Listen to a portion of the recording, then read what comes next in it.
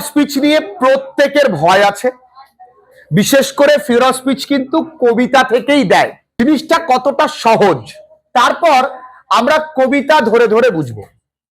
প্রথম figure of স্পিচটার নাম apostrophe. কি? অ্যাপোস্ট্রফি। ও শোনা, শোনো না, আমরা কাউকে কি বলে ডাকলাম? ও শোনা, শোনো না। তাহলে কাউকে সম্বোধন অলংকার, সম্বোধন করা। আগে এক্সাম্পল দেখো, O death where is the sting. দেখো কি সুন্দর লাইন। এ মৃত্যু, কোথায় তোমার দংশন করা দাঁত? স্টিং মানে হচ্ছে হুল। O moon shine up on me, O freedom bless our. তাহলে দেখো এখানে কাউকে না কাউকে সম্বোধন করছে, তার জন্য নাম কি হলো? অ্যাপোস্ট্রফি। যেমন তোমরা ক্লাস 11-এ পড়েছো যে dear god the very houses seem asleep. কোন কবিতায় পড়েছো? কম্পোজড আপন ওয়েস্টমিনস্টার ব্রিজ। তাহলে ভগবানকে সম্বোধন করে বলছে ডিয়ার গড, তাহলে এগুলোকে বলা হচ্ছে কি? অ্যাপোস্ট্রফি। এবার আসো এপিস্ট্রফি বা এপিফোরা। আমরা আরো একটা ফোরা পেয়েছি, অ্যানাফোরা। এপিস্ট্রফি কি? দেখো, repetition at the end of successive clause, অর্থাৎ প্রতিটা ক্লজের একটা শব্দ শেষে রিপিট হবে। দেখো, I want justice, you deserve justice, we all need justice. এই শব্দটা প্রতিটা ক্লজের শেষে গিয়ে দেখো একটা পুরোটা একটা ক্লজ, কিন্তু principal clause, principal clause, principal clause. তাহলে I want justice, you deserve justice, we all need justice. Clear? I want freedom, you want freedom, we all want freedom. ঠিক আছে? তখন কি হয়ে যাবে? এপিস্ট্রফি। এর পরের শব্দটা হাইপার, এই পরের ফিগার অফ স্পিচ হচ্ছে হাইপার ব্যাটন। বলে নি হাইপার ব্যাটনটা কি শোনা? হাইপার ব্যাটন হলো, ধরো এই বাক্যটা দেখো, the teacher into the room came the teacher.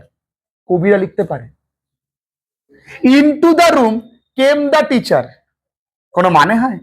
এটা আগে ভার্ব গেছে, সাবজেক্ট গেছে, অবজেক্ট বা আদার ওয়ার্ড গেছে। আসলে কেমন হওয়া উচিত? এমন। তাহলে যখন নর্মাল অর্ডার চেঞ্জ হয়ে যাবে তখন তাকে বলা হয় কি? Hyperbaton. কি বলে? The teacher came into the room, এটাই তো হওয়া উচিত ছিল। কবিতার for the sake of rhyme scheme তিনি তখন এরকম লেখেন। কি লেখেন? যে হাইপার ব্যাটন ইউজ করে, into the room came the teacher. কারণ ওনাকে আগের লাইনে কোন একটা ইয়ার ছন্দ বা আর ছন্দ মেলাতে হবে, তাই জন্য তিনি এই হাইপার ব্যাটন ব্যবহার করে থাকেন। Clear?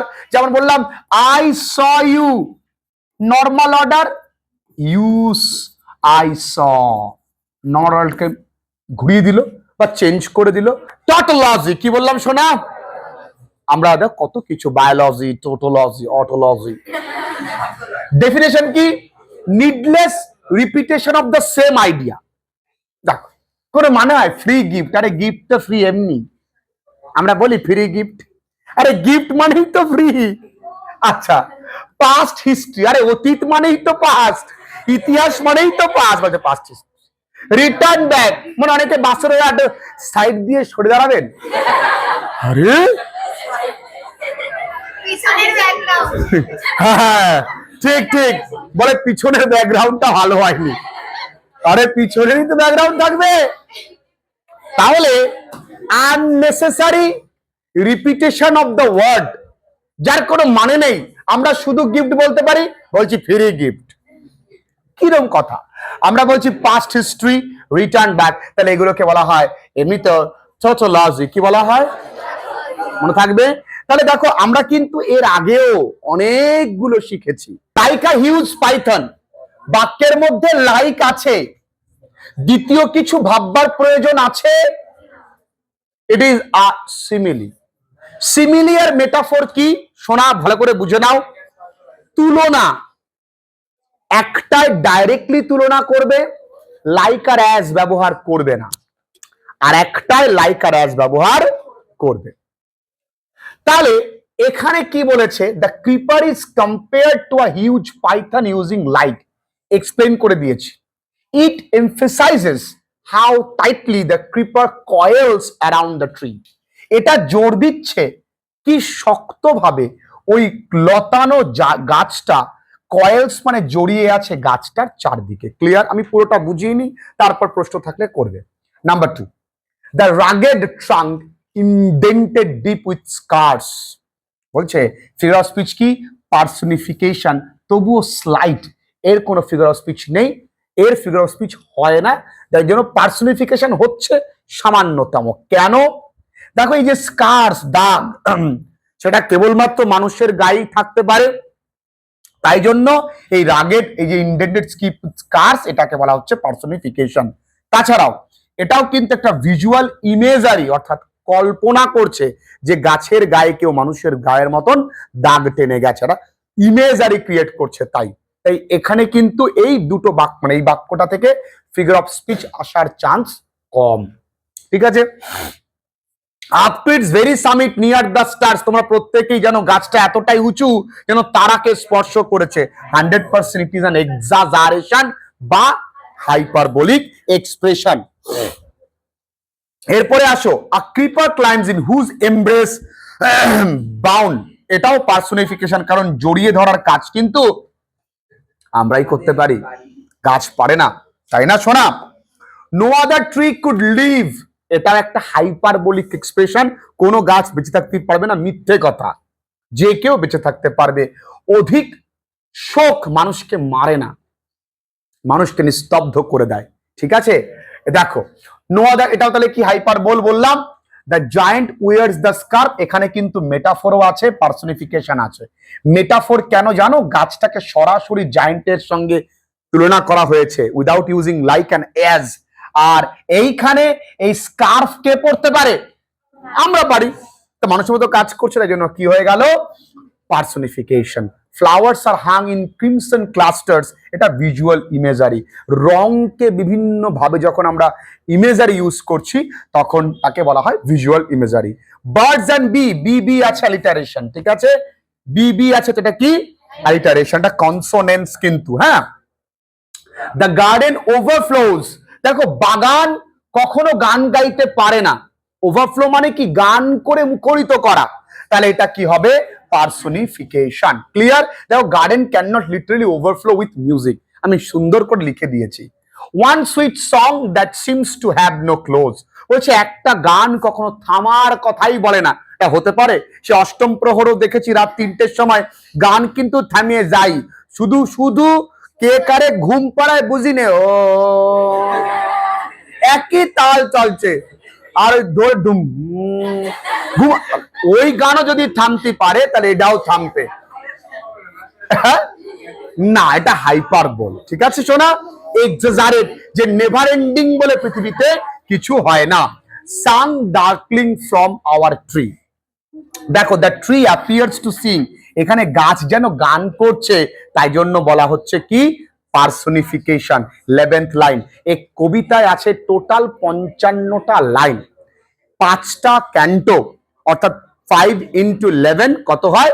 55 lines. When my first casement is wide open thrown, বলেছে এটা না ইনভার্জন ইউজ করেছে, কারণ the normal order would be when my casement is first thrown wide open, এখানে ওয়াইড ওপেন থ্রোন, এই যে এই অর্ডারটাকে চেঞ্জ করে দিয়েছে, তাই জন্য কি হয়ে গেল? ইনভার্জন, বা তুমি কি বলতে পারো, দেখো অ্যানাস্ট্রফি আলাদা, ঠিক আছে? ইনভার্জন বা তুমি কি বলতে পারো? Hyper baton. ক্লিয়ার? নর্মাল কি হওয়া উচিত ছিল? First thrown wide open. আয় পার্থ, হ্যাঁ অবশ্যই। কোথায় পড়া?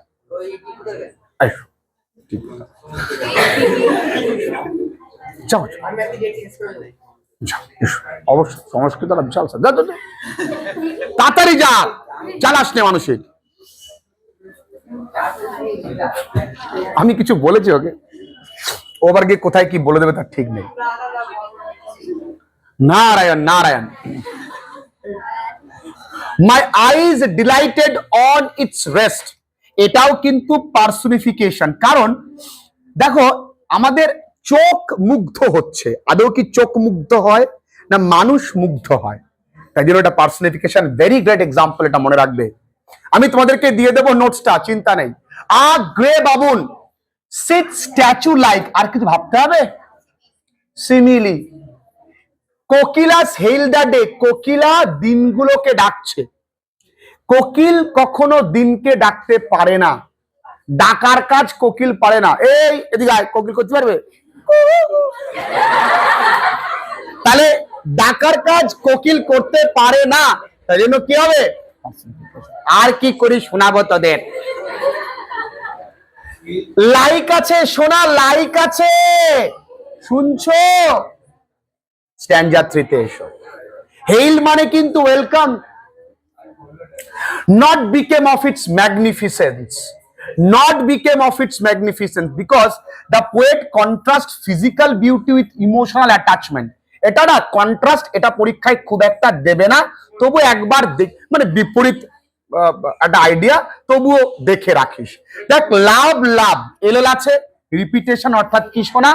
Alliteration. The tree be ever dear, গাছ আমাদের কাছে প্রিয় হতে পারে না, personification. Blend with your images, এই ইমেজেস ইকুয়ালস টু মেমোরি। দেখ এখানে বলে দিয়েছে memories of the siblings are merged with the images of the tree. তাই জন্য ইমেজেস মানে কি? স্মৃতি। কম্পেয়ার করেছে কিন্তু কোন রকম লাইক বা অ্যাজ ইউজ করেনি, তাই জন্য ইউজ করা হয়েছে কি? মেটাফর। ক্লিয়ার?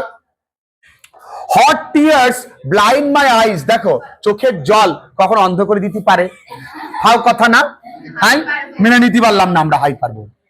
ডার্জ লাইক মারমার, লাইক আছে, হ্যাঁ গো লাইক আছে বাবা। লিলি এসো, আবার লাইক আছে, ইয়ে মা কি সোজায়। দ্য ট্রিজ ল্যামেন্ট, গাছ কি বিলাপ করতে পারে? ফালতু কথা বলে খালি। এটা কি? পার্সনিফিকেশন। এন্ড এরি স্পিচ, এই এরি স্পিচ মানে হাওয়ার যে আওয়াজটা, সে আওয়াজটা ভুতুরে হতে পারে কখনো, ব্যক্তিত্ব আরোপ করা হয়েছে, পার্সনিফিকেশন। আই অফ ফেইথ, দেখো এই আই অফ ফেইথ কে, faith is imagined as having an eye, ফেইথের যেন আই আছে। বিশ্বাসের চোখ থাকতে পারে নাকি? চোখ তো আমাদের থাকে। এটা তো পার্সনিফিকেশন, এটা পার্সনিফিকেশনও হবে, এটা মেটাফোরও হবে। এর আইকে তুলনা করেছে না, বিশ্বাস, চোখ ইকুয়ালস টু বিশ্বাস, দুটোকেই তুলনা করা হয়েছে। তাহলে এটা কি হয়ে গেল? পার্সনিফিকেশন। দুটোই হবে বাবু, পরীক্ষা একটা দেবে, চিন্তা নেই। আর কি? মেটাফর। দা ওয়েভস জেন্টলি, এই সুমুখার কাজ কার? ঠিক আছে। আর্থ লেট ট্রান্স, আচ্ছা পৃথিবী কি শুয়ে থাকতে পারে? তাহলে এটাও পার্সনিফিকেশন। মাইন্ড ইনার ভিশন রোজ, দেখো এখানে কি? The minds imagination is described as inner vision, আমাদের যে ইমাজিনেটিভ পাওয়ার, এটাকে ইনার ভিশন বলা হচ্ছে, তাই এটা মেটাফর, স্টার মারবে। আর আছে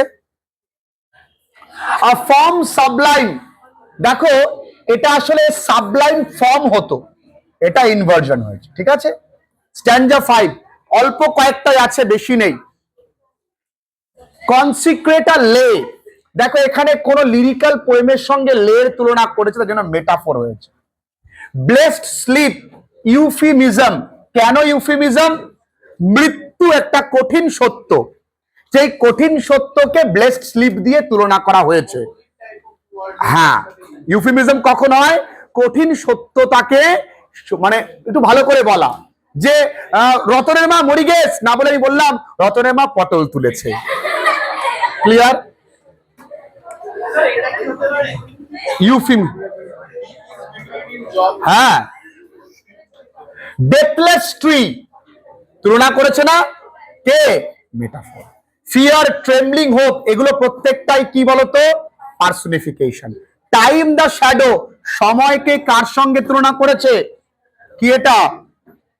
মে love defend thee from oblivion curse, এটা পার্সনিফিকেশন। আবার কি আছে? অ্যাপোস্ট্রফিও আছে, কারণ the poet directly address the casuarina tree without mentioning the tree. এখানে গাছকে উল্লেখ করেছে কিন্তু ওর কথাটা সরাসরি বলেনি। ঠিক আছে, ক্লিয়ার? প্রতিটা ফিগার অফ স্পিচ একটু লক্ষ্য করে দেখবে, হয়তো 3টে থেকে 4টে তোমাদের বাদবে, মানে বুঝতে অসুবিধা হবে। ম্যাক্সিমাম লাইক অর্থাৎ সিমিলি। তাহলে যদি অধিক সংখ্যক আমরা পার্সনিফিকেশন দেখি, কি কি দেখবো?